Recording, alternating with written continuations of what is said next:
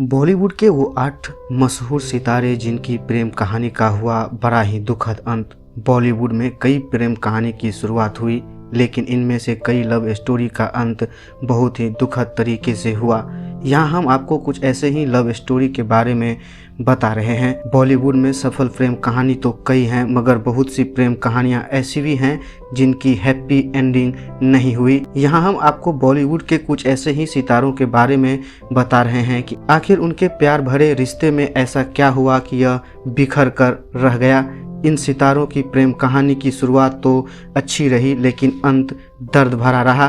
पहले नंबर पर बात करते हैं माधुरी दीक्षित और संजय दत्त की। बॉलीवुड अभिनेता संजय दत्त ज्यादातर विवादों से घिरे रहते हैं। जब वे अपनी करियर में बुलंदियों को छू रहे थे, टाडा के तहत गिरफ्तार होने की वजह से भी लोग उन्हें जानने लगे थे। उससे पहले ये अफवाहें उड़ी थी कि माधुरी दीक्षित और संजय दत्त एक दूसरे को डेट कर रहे हैं। इन दोनों की जोड़ी ने बॉलीवुड में कई हिट फिल्में दी।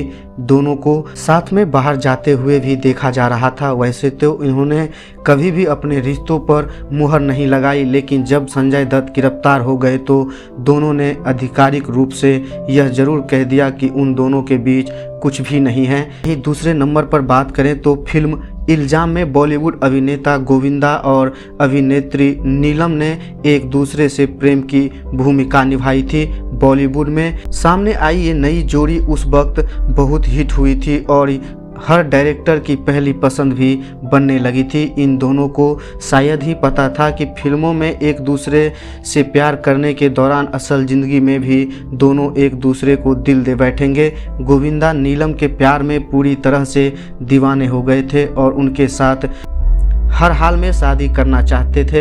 हालांकि गोविंदा की मां को यह रिश्ता पसंद नहीं थी। वे चाहती थी कि गोविंदा की शादी सुनीता से हो। गोविंदा को अपनी मां से बहुत प्यार था और इसीलिए वो उनकी बात को टाल नहीं सके। इस तरह से एक शानदार लव स्टोरी का दर्दनाक अंत हो गया। वहीं तीसरे नंबर पे बात करें तो देव आनंद और जीनत अमान। भारतीय सिनेमा के इतिहास में देव आनंद और जीनत अमान ऐसे कलाकार रहे हैं जिनका नाम स्वर्ण अक्षरों में लिखा जाएगा। देव आनंद ने अपनी आत्मकथा रोमांसिंग विद लाइफ में इस बात का वर्णन किया है कि किस तरीके से वे जीनत अमान के प्यार में पड़ गए थे। कहा जाता है कि फिल्म इक्स के प्रीमियर के दौरान राज कपूर ने जीनत अमान को किस कर लिया था, जिससे देव आनंद बड़े आहत हुए थे।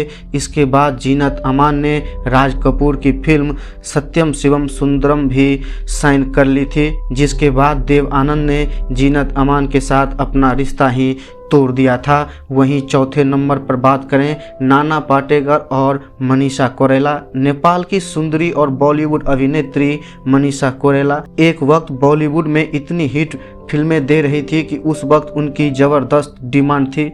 फिल्म अभिनेता नाना पाटेकर के साथ जब उनके अफेयर का खुलासा हुआ तो हर कोई हैरान रह गया था, क्योंकि फिल्म खामोशी में नाना पाटेकर ने उनके ऑन स्क्रीन पिता की भूमिका निभाई थी। नाना पाटेकर जब मनीषा कोइराला को डेट कर रहे थे तो उस वक्त वे पहले से ही शादीशुदा थे। मनीषा चाहती थी कि नाना पाटेकर अपनी पत्नी को तलाक दे दे, मगर ऐसा हुआ नहीं। ऐसे में इनकी लव स्टोरी ने दम तोड़ दिया था। वहीं पांचवें नंबर पे बात करें तो देव आनंद और सुरैया। मशहूर अभिनेता देव आनंद ने जब फिल्मी दुनिया में अपने कदम रखे तो उस वक्त सुरैया एक लोकप्रिय सिंगर के रूप में स्थापित हो चुकी थी।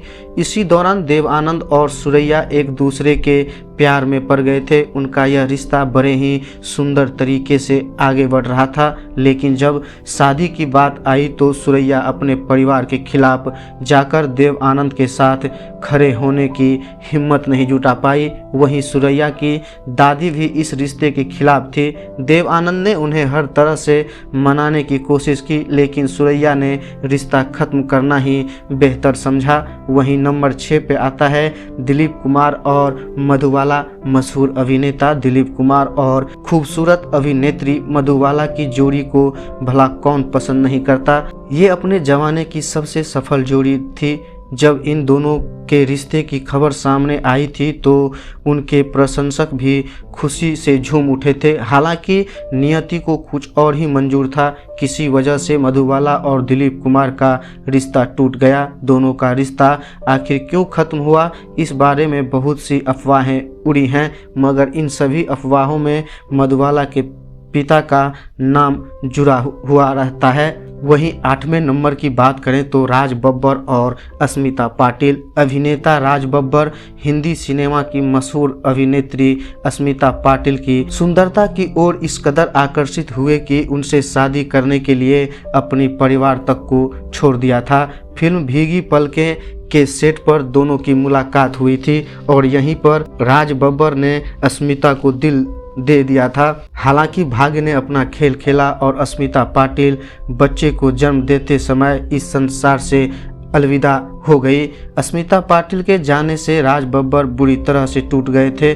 निधन से पहले अस्मिता पाटिल ने एक बेटे को जन्म दिया था, जिन्हें आज फिल्म इंडस्ट्री में प्रतीक बब्बर के नाम से जाना जाता है। दोस्तों, अगर आप मेरे ये स्टोरी यूट्यूब पर देख रहे हैं तो चैनल को सब्सक्राइब करें। अगर आप फेसबुक पर देख रहे हैं तो पेज को फॉलो करें।